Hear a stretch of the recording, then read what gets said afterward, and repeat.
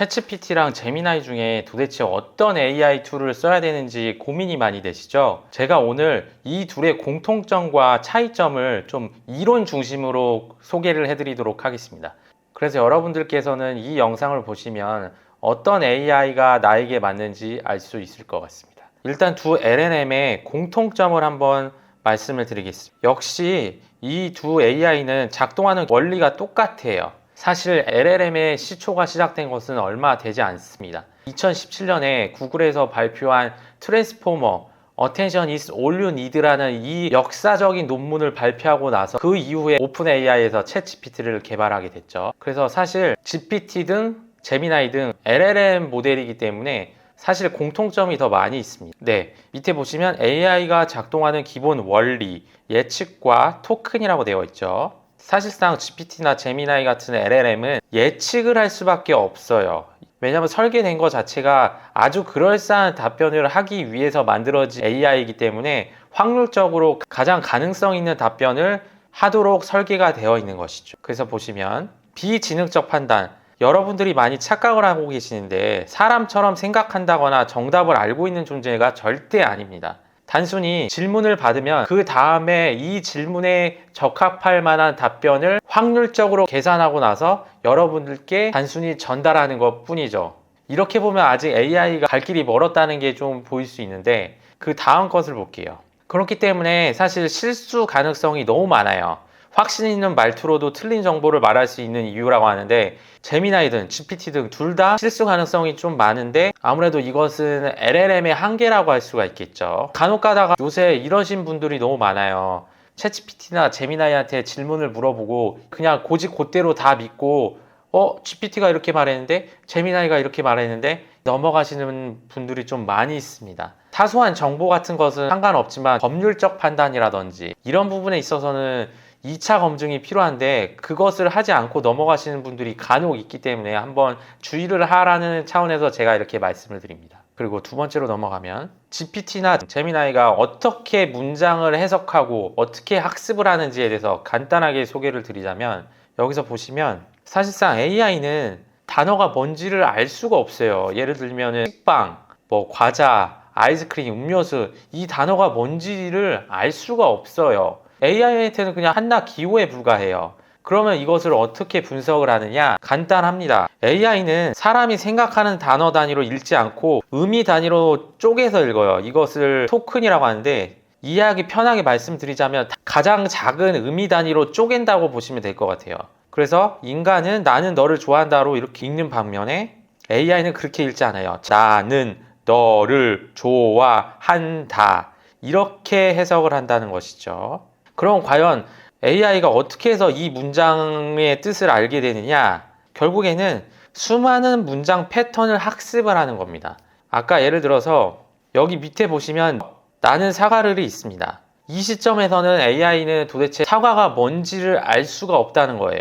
근데 AI가 수많은 텍스트들을 학습을 하면서 알게 된 게 뒤에 먹었다, 샀다 이런 토큰 등이 사과를 뒤에 같이 왔다는 거를 AI가 확인을 하게 된 거예요. 그렇게 됐을 때 여기 있는 이 사과는 먹는 거구나, 최소한 먹는 거구나 라는 것을 이제 학습을 하게 되는 단계까지 가게 되는 겁니다. 간단하게 생각하면 결국에 수많은 단어 문장들을 학습을 통해서 뒤에 뭐가 올지 앞에 뭐가 올지 예측을 하면서 사과라는 단어를 알게 된 거예요. 네, 아까도 말씀드렸지만 AI는 완벽하지 않다고 말씀을 드렸죠. 특히나 법률적이거나 좀 전문적인 내용이 들어갔을 때는 오류가 너무 많아요.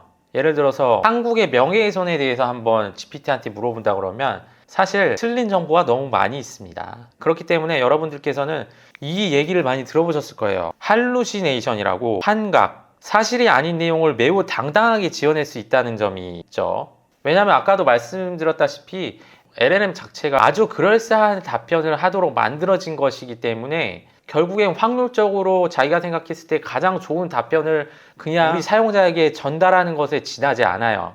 그렇기 때문에 틀린 정보가 너무 많이 있을 수밖에 없는 것이고, 또 예를 들어서 그래서 우리가 LLM에서 채팅을 한다고 했는데 다른 채팅을 켜서 또 얘기를 하면 또 다른 답변이 나오기도 하잖아요. 이런 점이 LLM의 어떻게 보면 장점이자 단점이라고 할 수 있습니다. 제미나이나 GPT 둘 다 이것은 똑같죠. 그렇기 때문에 편향된 답변이나 인간의 책임 중요 판단 금지라고 이렇게 자세하게 적어줬죠. 이 부분들을 한번 여러분들께서 알고 넘어가셨으면 좋겠어요. 자, 그러면 이제 파트 2, 결정적인 차이가 도대체 어떤 것일까요? 제 나름대로 생각했을 때 결정적인 차이는 과연 이것을 사용하는 목적이 무엇이냐에 따라서 조금 나눠지는 것 같습니다. 챗GPT, 대화와 사고 파트너라고 저는 이렇게 생각을 합니다. 결국에 GPT는 사람의 생각을 정리하는 AI라고 좀 보시면 될 것 같아요. 왜냐면 GPT 앞에 뭐가 붙었죠? 챗이 뭔가요? 대화죠, 대화. 그래서 사실 챗GPT를 간단하게 얘기하면 정말로 뛰어난 성능을 가지고 있는 챗봇이라고 생각을 하시면 되겠습니다. 챗봇의 용도가 뭔가요? 사람이 어떤 질문이나 궁금한 점이 있었을 때 인간처럼 조금이나마 인간의 문제를 해결해 주도록 도와주는 상담원 느낌이 있잖아요. 챗GPT도 마찬가지라고 생각합니다. 인간의 생각을 정리를 해서 어떻게 보면 상담을 해준다?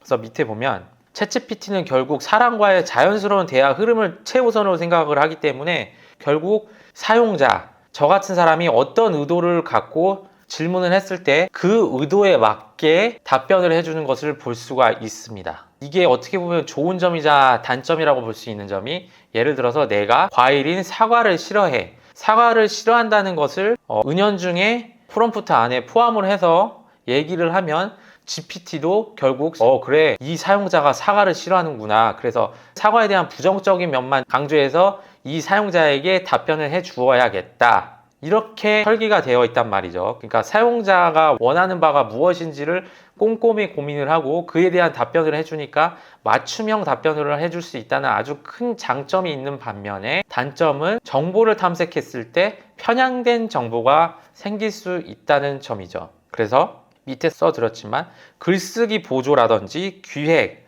아이디어, 브레인스토밍, 이런 부분에 있어서는 정말 좋은 재료가 될 수 있다고 생각합니다. 그래서 저 같은 경우는 글쓰기라든지 기획 등등을 사용할 때는 GPT가 제미나이보다는 좀 월등히 좋다는 생각을 하고 있습니다. 그럼 제미나이의 장점은 도대체 무엇이냐?